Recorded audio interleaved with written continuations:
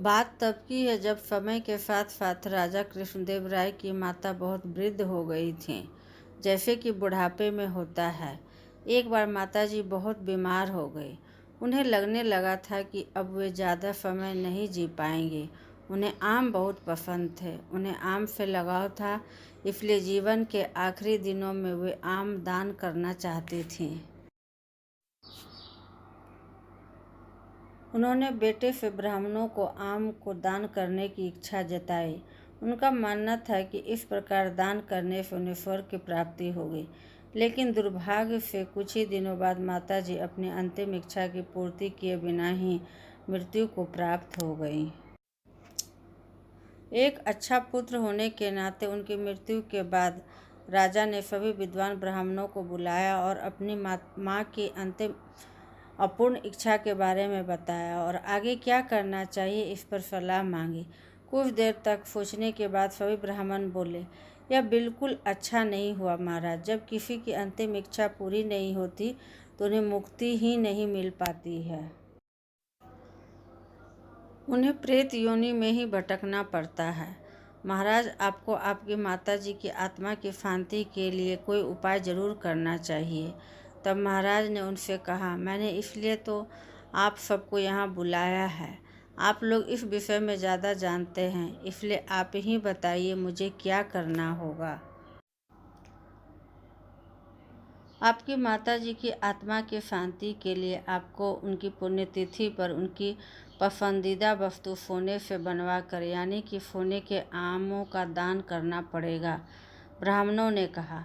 कृष्णदेव राय किसी भी तरह अपनी माता की आत्मा को शांति दिलाना चाहते थे, इसलिए उन्होंने माँ की पहली ही पुण्यतिथि पर कुछ ब्राह्मणों को भोजन के लिए आमंत्रित किया और हर ब्राह्मण को शुद्ध सोने से बने आम दान में दिए। जब तेनालीराम तक ये बात पहुंची तो वह तुरंत समझ गया कि ब्राह्मणों को उनके राजा की सरलता तथा भोलेपन का गलत फायदा उठाया है। इसलिए तेनालीराम ने उन ब्राह्मणों को सबक सिखाने के लिए एक योजना बनाई। अगले दिन तेनालीराम ने ब्राह्मणों को निमंत्रण पत्र भेजा। उसमें लिखा था, तेनालीराम भी अपनी माता की पुण्यतिथि पर दान करना चाहता है, क्योंकि उसकी माता भी अपनी एक अधूरी इच्छा छोड़कर मरी थी। जब उसे पता चला कि उसकी माँ की अंतिम इच्छा पूरी न होने के कारण प्रेत वन भटक रही होगी तो वह बहुत ही दुखी हो गया और जल्द ही अपनी माँ की आत्मा को शांति दिलाना चाहता है। ब्राह्मणों की आंखें चमक गई। उन्होंने सोचा कि तेनालीराम के घर में भी बहुत मूल्यवान दान मिल सकता है, क्योंकि वह साहिब विदूषक जो है।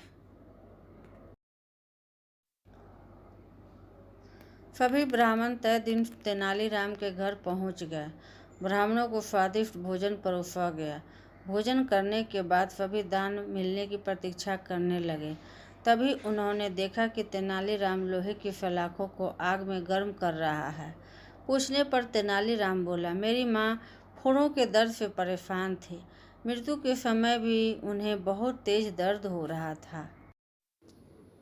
इससे पहले कि मैं गर्म सलाखों से उनकी सिकाई करता वह मर चुकी थी।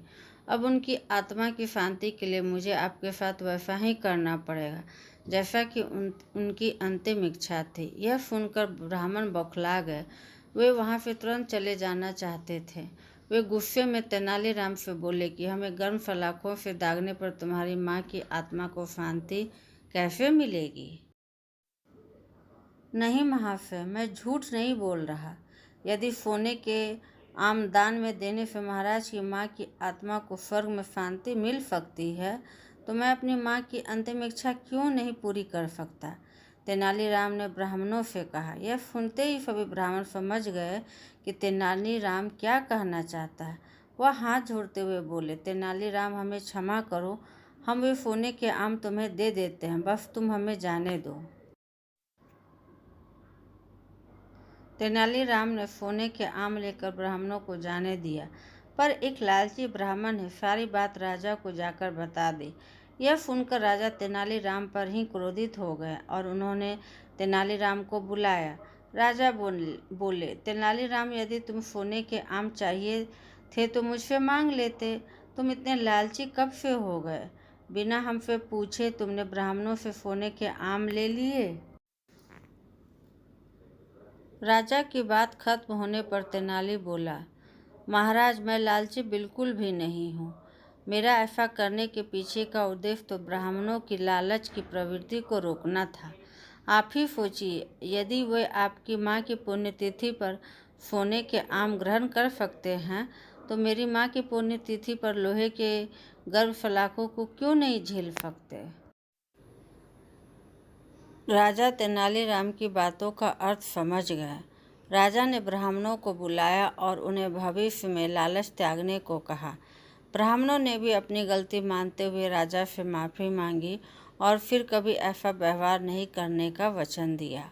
इस कहानी से हमें यह शिक्षा मिलती है कि हमें भी तेनालीराम की तरह समझदारी से काम लेकर हमें और अपनों को ऐसी अंधश्रद्धा से बचाना चाहिए।